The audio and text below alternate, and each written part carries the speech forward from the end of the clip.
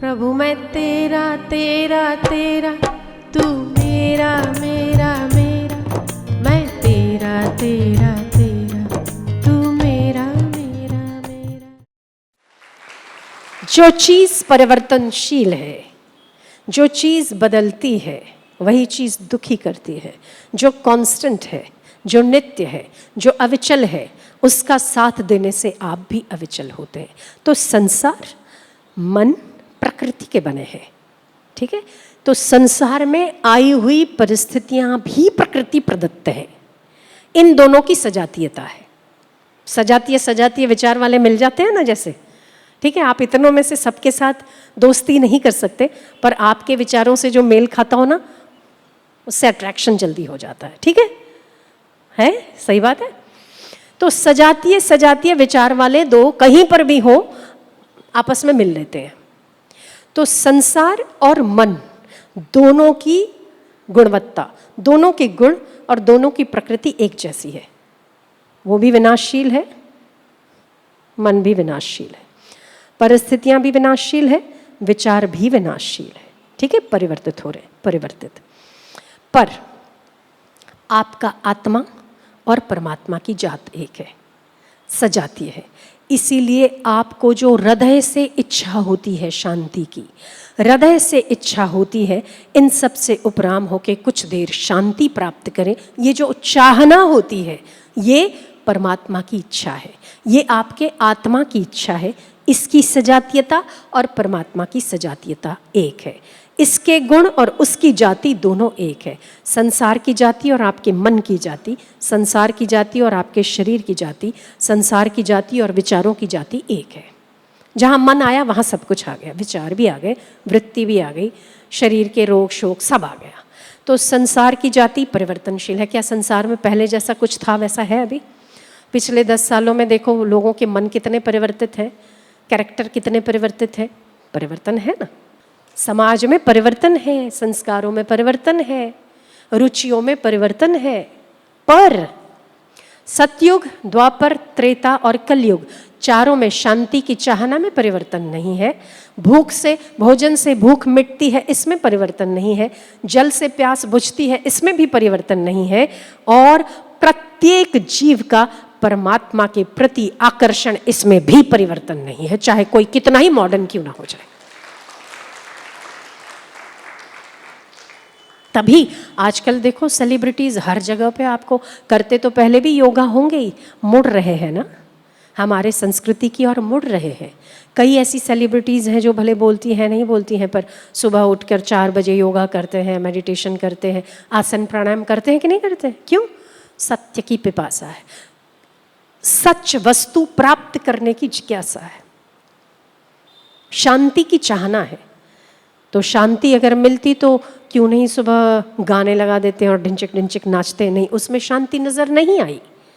उन्होंने तो पूरा जीवन ही इनके सामने बिताया है, रिफ्लेक्टर्स के सामने, मूवीज इसके सामने, जहाँ फेमस हुआ जाता है। यदि किसी को फेमस होने की बहुत चाहना है तो उनको देख लो, कहीं ना कहीं शांति की चाहना अधिक महत्वपूर्ण है। अगर ऐसा ना होता तो नींद क्यों लेनी चाहिए? नींद क्या है? शांति की प्यास ही तो है। बेहोश हो जाते, खबर नहीं रहती, जागृत नहीं रहते। वरना अगर नींद ना हो तो अगले दिन एक्टिविटी भी ना हो, कोई कार्य भी ना हो। तो शांति की चाहना सभी को है, चाहे कोई कितना मॉडर्न हो जाए, चाहे कोई कितना ही आगे बढ़ जाए, पर फिर भी शांति, सत्य, प्रेम, करुणा सबको चाहिए। सब इसके हकदार भी हैं और सबकी डिमांड भी एक है। तो हम इसीलिए बार बार कहते हैं कि स्थितियाँ बहुत ही विचित्र हो सकती हैं, स्थितियाँ आएंगी और जाएंगी, सब कुछ हो सकता है। पर यदि आप उनसे हटकर किसी ऐसे स्थान पर बैठे हैं जहाँ विचलितता है ही नहीं, वो आपका हृदय है। उस हृदय में यदि आपका सिंहासन अचल है, किसी इष्ट का, गुरु का, भगवान का, और यदि आप उसके पास जाके बैठ जाते हैं तो आप इस तप्त भूमि से बड़ी सरलता से निकल के आप शांति की हवा में आनंद ले सकते हैं। पर कब? आपकी महत्व बुद्धि कहाँ है तब। हमारी महत्व बुद्धि अगर संसार में है तो दुखी होना बहुत लाजमी है, और अगर हमारी महत्व बुद्धि अपने हृदय की है तो हमें कौन दुखी कर सकता है, कौन परेशान कर सकता है। तो अभी तो आप आए हो, बहुत बढ़िया है, आप बहुत बढ़िया हो, इसीलिए दो बढ़िया है, ठीक है। पर ऐसी स्थिति में आप बढ़िया रहें, वो तो हमारी ओर से बढ़िया है। मतलब हम फिर दोनों हाथ से कहेंगे कि सच में आप बढ़िया हो। तो चित्त को तृप्त रखिए, चित्त को विचलित मत होने दीजिए। यही समता सबसे बड़ा योग है। समत्व जिसने प्राप्त कर लिया उसके लिए और कुछ भी पाना बाकी नहीं रहता। तो समता आ जाए। और आपको पता है ये संसार समत्व के लिए ही आपको आगे बढ़ा रहा है। जिसको आप बहुत चाहते हो कुछ सालों के बाद वही आपको नहीं चाहता। जिस चीज़ों के लिए आप पहले बहुत ही मरते थे, आज उन चीज़ों की आपको कीमत नहीं है। सही है।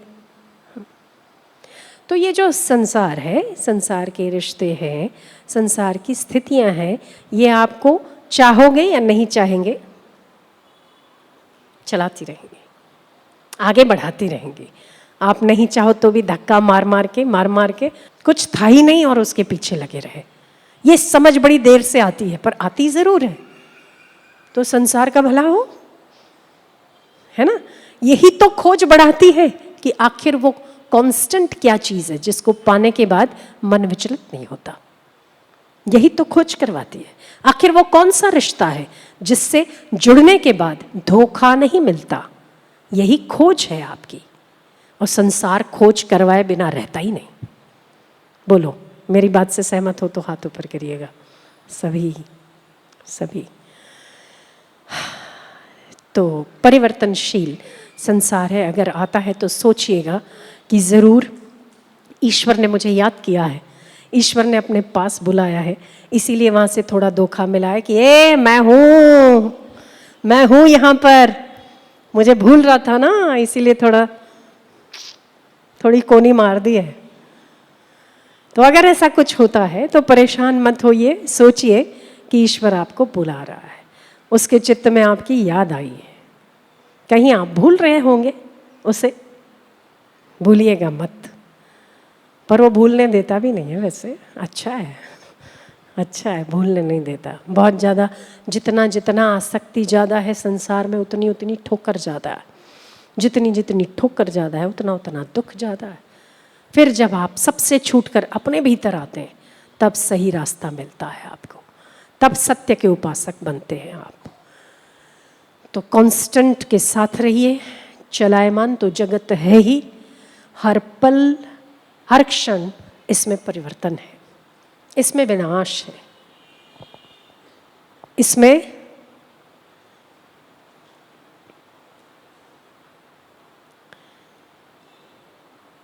अचलता नहीं है, स्थिरता नहीं है। और आपकी मांग सदैव स्थिरता की रही। इसीलिए ही आप दुख नहीं चाहते ना, इसीलिए ही आप परेशानी नहीं चाहते ना, इसीलिए आप ऐसा कोई रास्ता खोजते हैं कि स्थान बदल देते। यहाँ ना बहुत परेशानी है, स्थान बदल दो। स्थान बदलने से कुछ नहीं होता, इसको बदल दो। स्थान बदलना है ना आपको, हमसे पूछिए कहाँ जाइए। स्थान बदलना है आपको। जब आप बहुत परेशान हो तो आप सोचते हैं कि स्थान बदल दें। हाँ, है ऐसा एक स्थान आपका भीतर उतर जाइए, सारा बखेड़ा ही खत्म है। क्या ही कर लेगा कोई, कितनी विचलितता दे देगा कोई। भागकर कहाँ जाना है, जहाँ जाओगे मन तो लेकर जाओगे। और ये तो प्रकृति का है तो वहाँ भी नचा देगा, क्या करोगे आप।